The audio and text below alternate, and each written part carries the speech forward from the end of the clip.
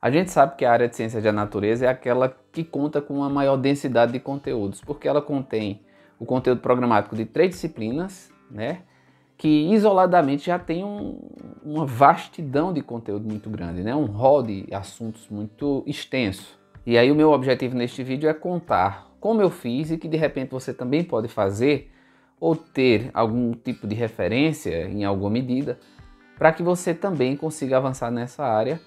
E utilizando o método que eu utilizei, eu consegui ir de 23 para 40 questões em Ciência da Natureza no Enem 2021. Para você que é novo ou nova no canal, seja bem-vindo. Eu sou Franklin Duan, professor mestre doutor em Psicologia e fui aprovado em ampla concorrência para o curso de Medicina na Universidade Federal de Campina Grande. Hoje eu já estou no 6º período. Durante a minha preparação, foi que eu percebi, como eu passei 5 anos tentando, eu pude ver em retrospecto, digamos assim, algumas mudanças importantes na prova do Enem.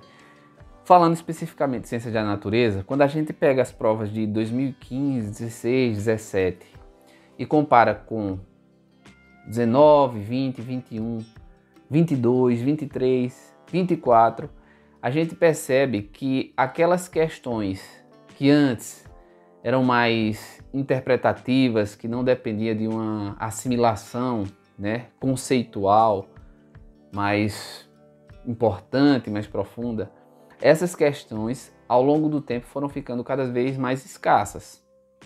Por exemplo, no ano que eu passei em 2021, eu acho que só tinha umas 2 ou 3 questões que dava para você fazer sem o auxílio de uma compreensão conceitual precisa, digamos assim. E aí foi que eu percebi, tendo em conta essa tendência da prova do Enem de Ciências da Natureza ficar mais conteudista, eu vi que era fundamental ter uma base teórica. Eu percebi que primeiro era fundamental eu compreender muito bem aquilo que eu chamo de núcleo duro de cada conteúdo, e à medida que eu ia vendo aulas, fazendo provas, enfim, estudando, eu fui acrescentando camadas, né, de variações, digamos assim, dentro desse conteúdo que me permitisse ter uma noção bem ampliada daquele referido conteúdo.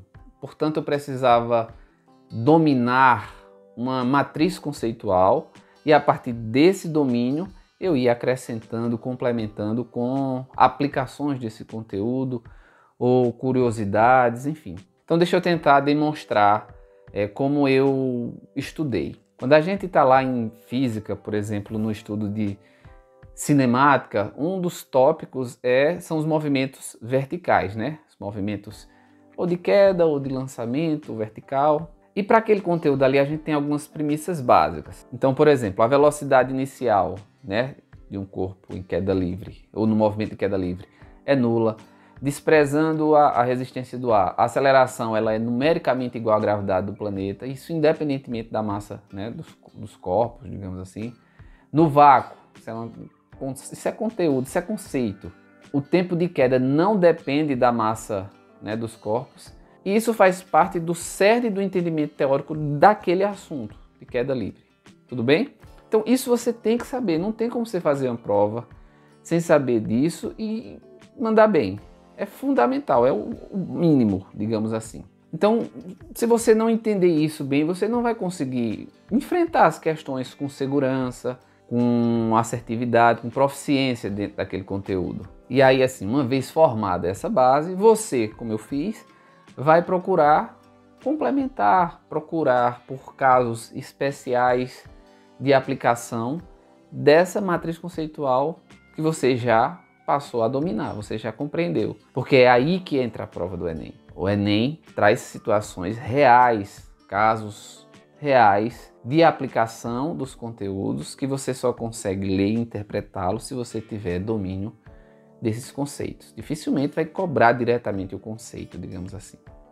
De modo que é fundamental formar essa base. E aí depois você vai estudar casos particulares que possam funcionar como cinturões, né, que vão circundar esse núcleo duro, né? Por exemplo, um caso particular que eu me lembro é a proporção de Galileu, que indica que, considerando um corpo em queda livre, as distâncias percorridas obedecem à seguinte sequência. No primeiro segundo, vai percorrer uma distância A, num segundo segundo, uma distância 3A, no terceiro segundo 5A, 7A, 9A, 11A, Então o que a gente está vendo é que para intervalos iguais, de segundo em segundo, o que está sendo evidenciado é um movimento acelerado. Um outro caso complementar e particular é quando a resistência do ar não é desprezível. Isso tem que ser dito na questão. E aí entra em cena um novo conceito que está dentro desse rol, né, dos conceitos que envolvem o movimento de queda livre, que é o conceito de velocidade terminal ou velocidade limite. E aí, por exemplo, em um salto de paraquedas, no momento do salto, o módulo da força-peso ele é maior do que a resistência, até que elas vão se equilibrar em algum momento e o saltador passa a cair com uma velocidade constante. E é isso que a gente chama de velocidade terminal. Então ele passa a cair com aceleração apenas da gravidade, com velocidade constante, e aí no momento da abertura do paraquedas, a resistência se torna maior do que o peso, há uma desaceleração, mas com o tempo essas forças vão atingir um novo equilíbrio e com isso uma nova velocidade terminal. Então veja que eu adotei esse esquema de montar primeiro um núcleo basilar e depois vou complementando com camadas de conceitos derivados, digamos assim, em todos os assuntos. Essa metáfora de núcleo duro e de camadas protetoras, digamos assim, que envolvem esse núcleo, eu tomei emprestado de um filósofo da ciência húngaro chamado Henri Lakatos. Se você ainda não entrou na faculdade, em algum momento você vai, quando estiver lá, ouvir o nome desse sujeito, sobretudo ali nos primeiros períodos. E aí, então ele traz justamente essa imagem, né, essa metáfora para elucidar como se dá a formação do conhecimento, né, científico, digamos assim. Uma outra tática que me ajudou a dar conta desse imenso repertório de conteúdo de ciência da natureza foi adotar um princípio epistemológico que ele é intuitivo, a gente já faz. Assim, eu quero ser bem claro ao descrever como eu fiz, né? Então, se eu fazia isso, eu vim trazer para vocês, que é o princípio da segmentação ou da fragmentação do conteúdo e da organização desses conteúdos em esquemas mentais que me permitam ter acesso àquilo que eu aprendi. Então, deixa eu trazer para uma linguagem mais clara e para um exemplo de conteúdo, de como eu fazia isso e que facilitava a aprendizagem. Um dos temas que a gente vê lá em ecologia, lá na biologia, né, são as relações ecológicas. E aí eu tentava visualizar assim, né, esse conteúdo. Existe um grande arquivário chamado ecologia. Dentro dele existem vários nichos, né, e um deles é o de relações ecológicas. Existe dentro desse arquivário ecologia, né, existe a sucessão ecológica, outro nicho dos impactos ambientais e por aí vai. No interior do nicho das relações ecológicas existem fichários das relações harmônicas e das relações desarmônicas. E acomodadas em cada um desses fichários estão as fichas que representam as modalidades de relação. Então, por exemplo, comensalismo, colônia, protocooperação, parasitismo, enfim, repito, essa dinâmica ela é intuitiva, primária dentro desse processo de aprendizagem, mas assim, me ajudou a acessar com uma facilidade, com uma agilidade maior, a informação necessária para eu enfrentar os problemas trazidos nas questões. Então isso tudo que eu venho dizendo para vocês, de alguma forma a gente tem intuição, né?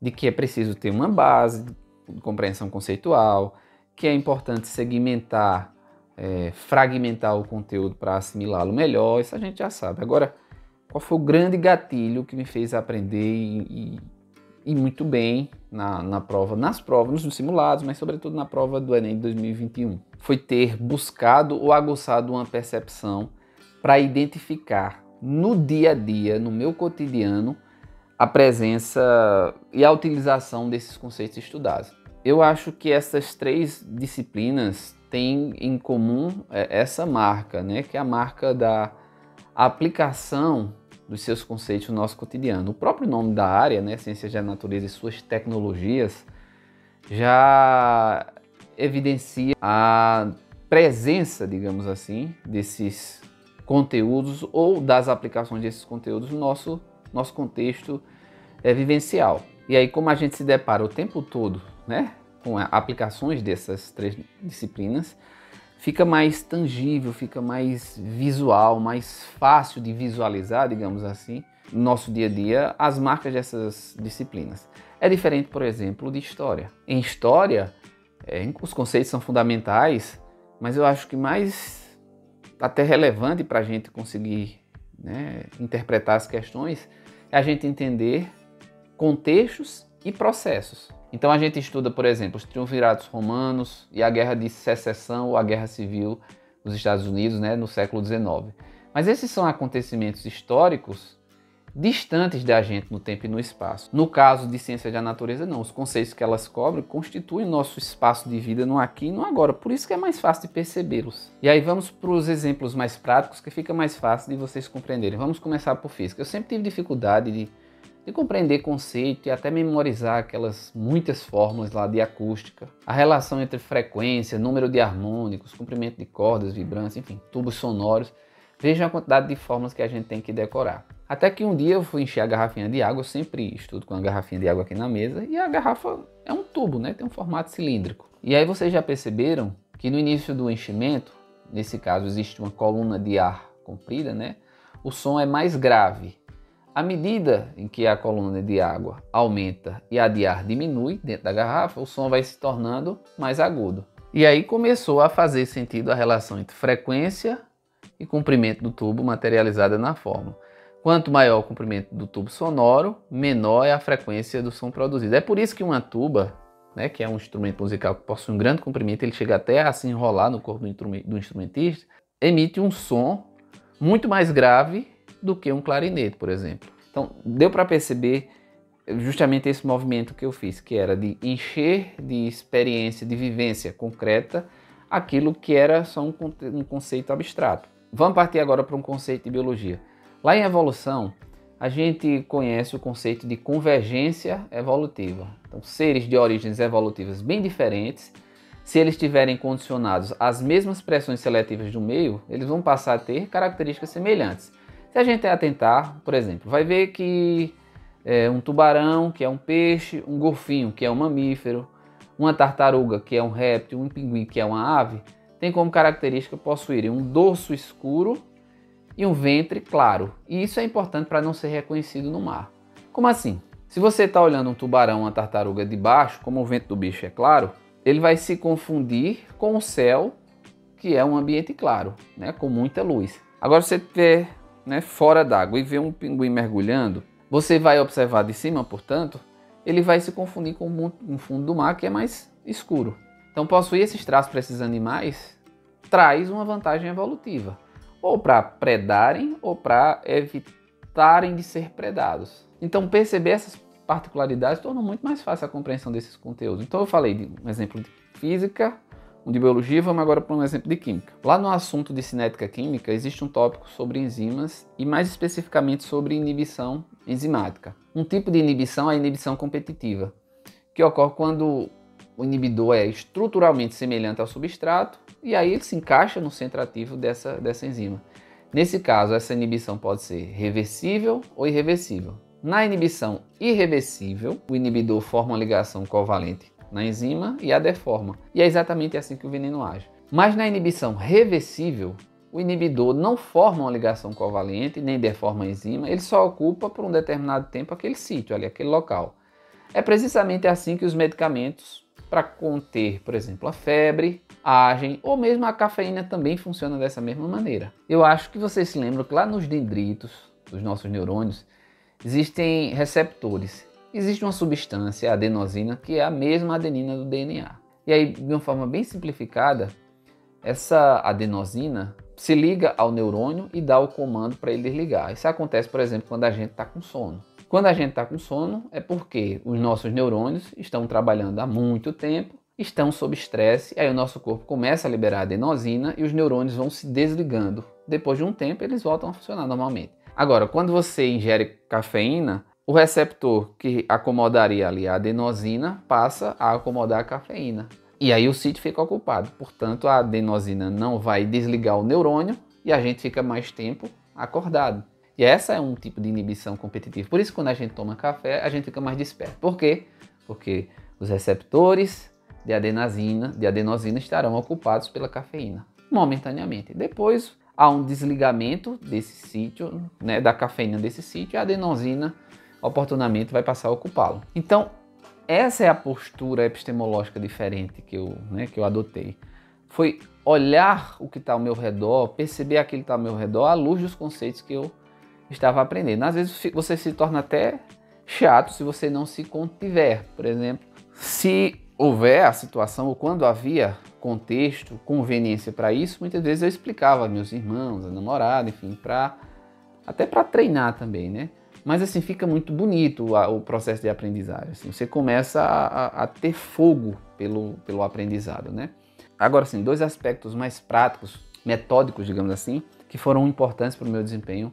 O primeiro foi ter elaborado resumos expandidos, já falei algumas vezes aqui, e revisado esses resumos assim religiosamente toda semana, especialmente química, física e biologia. Então eu elaborei esse material obedecendo essa nova tática de ter um núcleo duro do conhecimento, mas situações particulares envolvendo isso para me tornar mais proficiente em relação aos conteúdos. E assim eu fui elaborando esses materiais. Eu me lembro que tudo que eu via de diferente, ou fizesse alguma menção a um determinado conteúdo, eu ia lá e abastecia meus resumos com esse material. Depois eu me lembro que eu fiz provas do Enem que tinham coisas idênticas, praticamente idênticas ao que estava no resumo. Por exemplo, lá no meu resumo tem uma anotação sobre a lâmpada de Moser, né? Que é uma estratégia para você clarear um determinado ambiente, que você coloca uma garrafa PET com água, uma fresta de luz assim, e pelo fenômeno da refração, você consegue clarear bem aquele ambiente. Isso tem no meu resumo. Caiu praticamente idêntico no Enem. Eu vou deixar aqui, inclusive, para vocês verem a semelhança da questão, né?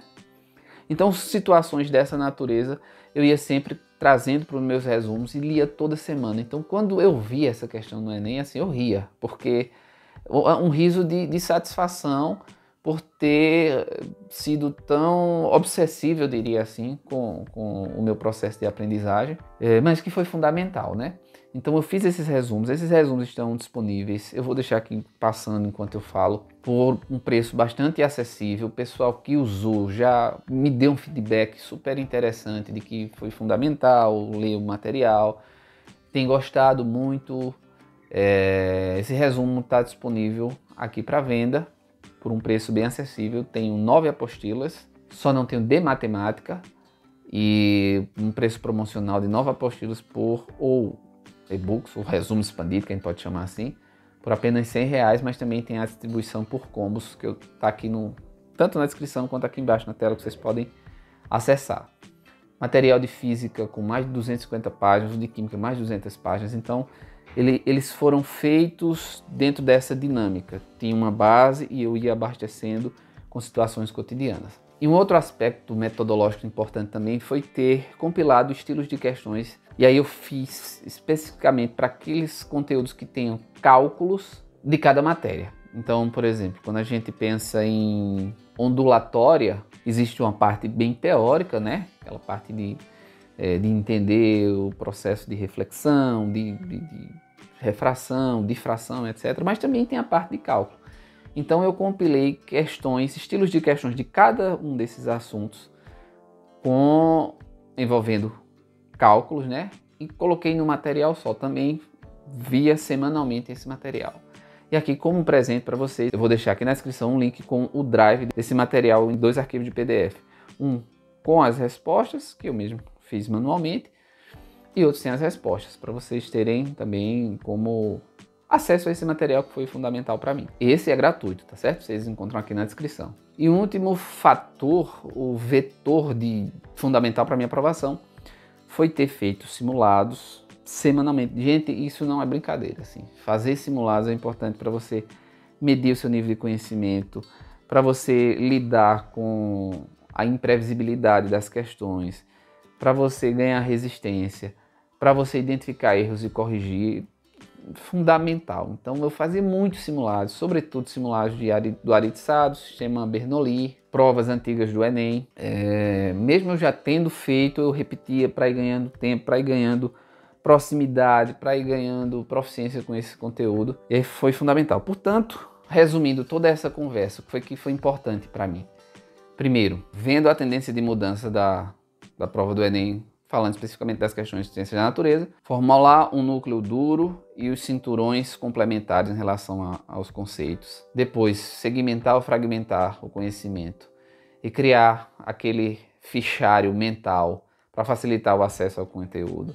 Terceiro, o que eu considero mais importante, foi estabelecer uma nova postura epistemológica com os conteúdos, tentando encher de realidade factual os conceitos que eram abstratos. Depois, reler semanalmente, como forma de revisão, os conteúdos de ciência da natureza pelos resumos expandidos que eu elaborei. E, junto desse processo aí, né, ter acesso aos estilos de questões cobradas, né, por assunto, sobretudo aquelas questões que envolvem cálculo. E, por fim, realizar ad nauseam, né, até enjoar, simulados dessa área semanalmente. Foi fazendo isso aqui que eu consegui, de fato, aprender, ter gosto pelo aprendizado de ciência da natureza. Eu tinha uma certa dificuldade, eu sou daquela galera que é de humanas, mas depois que eu aprendi a lidar de forma diferente com esses conteúdos, eu realmente evoluí, né? Consegui passar na ampla concorrência, acertando 40 questões de 45, errando inclusive umas questões até bobas de física. Fechei a prova de química, acertei 12 de física e 13 de biologia, tá certo? Então espero que vocês, de alguma forma, né, tirem algum proveito desse vídeo. Se acharam interessante a minha metodologia e quiserem tentar aplicar em alguma escala no seu aprendizado, vou ficar torcendo para que dê certo para você, tá bom? Eu agradeço o coração, forte abraço e até mais.